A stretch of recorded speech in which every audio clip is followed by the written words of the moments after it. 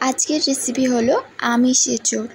এর আগেও আমার পেজে নিরামিষ এঁচোড়ের রেসিপি আছে। যারা যারা নিরামিষ এঁচোড় খাও বা তারা আমার ওই ভিডিওটা দেখে নিতে পারো। আর যারা আমিষ এঁচোড় খাও এবং একদম যাতে মাংসর মতন সুন্দর টেস্টফুলি খেতে চাও, তো এই ভিডিওটা তাদের জন্যে। তো চলো দেখে নাও আমিষ এঁচোড় কীভাবে বানাও।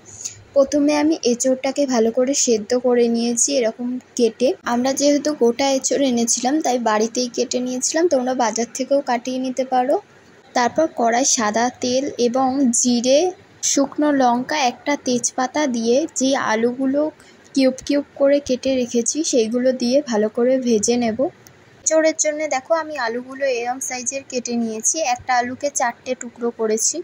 তোমরা যে কোনো সাইজ নিতে পারো, কিন্তু এঁচোড় রান্নার জন্য আলু কিন্তু এরকমই কাটা হয়।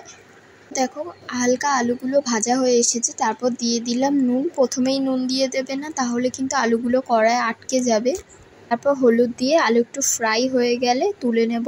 আলুগুলো একে একে তোলা হয়ে গেলে যেই তেলটা থাকবে সেই তেলের মধ্যেই যে এঁচোড়গুলো আমি সিদ্ধ করে রেখেছিলাম সেই এঁচোড়গুলো দিয়ে হালকা করে একটুখানি ভেজে নেব।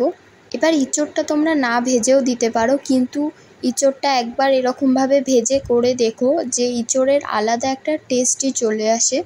তারপর দেখো এঁচোড়গুলো হালকা জাস্ট একটুখানি ভেজে নিয়েছি, খুব বেশি ভাজিনি, হালকা ভেজে এবার সব কটা এঁচোড় তুলে নিচ্ছি একটা প্লেটে। আস্তে আস্তে আমার এঁচোড়গুলো তোলা একদম কমপ্লিট হয়ে যাচ্ছে। তারপর আমি কড়াটাকে একটুখানি পরিষ্কার করে সর্ষের তেল দিয়ে দিলাম। সর্ষের তেল দিয়ে দেওয়ার পরে সর্ষের তেলটা যখন গরম হয়ে যাবে, আমি ছোট ছোট একদম সাইজের পেঁয়াজ কেটে রেখেছিলাম এরমভাবে, সেই পেঁয়াজগুলো দিয়ে একটুখানি ভেজে নেব। এবং পেঁয়াজ ভাজার সময় অল্প সামান্য পরিমাণ নুন দিয়ে দেবে যাতে পেঁয়াজটা গলে যায়।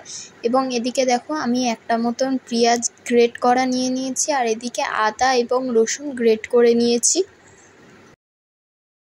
যতটা পরিমাণ এঁচোড় বানাচ্ছ এবং রান্না করছো সেই পরিমাণে নিয়ে নিতে পারো। এবার দেখো পেঁয়াজটা হালকা ফ্রাই হয়ে এলে তারপর আমি আদা রসুন বাটা দিয়ে একটুখানি নেড়ে যে পেঁয়াজ একটা গ্রেট করে রেখেছিলাম সেইটা দিয়ে দিলাম। তারপর আমি একটা ছোট টমেটো কুচি কুচি করে কেটে রেখেছিলাম, সেই টমেটোটাও দিয়ে একটুখানি নেড়ে চেড়ে নেব। আর ততক্ষণে একটা মশলা বানিয়ে নিচ্ছি, চলো দেখে নাও। তো অল্প পরিমাণ জল নিয়ে নিয়েছি, তার মধ্যে দিয়ে দিলাম 2 চামচ জিরের গুঁড়ো আর 1 চামচ লঙ্কা পেস্ট করা, আর অল্প সামান্য চিনি। লঙ্কাটা যে যার স্বাদ অনুযায়ী বা ঝাল অনুযায়ী দেবে। আর এদিকে আমি হলুদ গুঁড়ো আর লঙ্কা গুঁড়ো একটুখানি জলে ভিজিয়ে দিয়ে দিলাম। তারপর অল্প নেড়ে চেড়ে নেওয়ার পরে যেই পেস্টটা আমি গুলে রেখেছিলাম লঙ্কা, জিরে এবং অল্প সামান্য চিনি দিয়ে, সেইটা আমি দিয়ে দিলাম। দিয়ে এবার ভালো করে যেই মশলাগুলো দেয়া হয়েছে ভালো করে কষিয়ে নিতে হবে যাতে মশলা থেকে তেলটা ছেড়ে যায়। এবং তার মাঝখানে আলুগুলো দিয়ে দেবো যাতে আলুগুলো সিদ্ধ হয়ে যায়।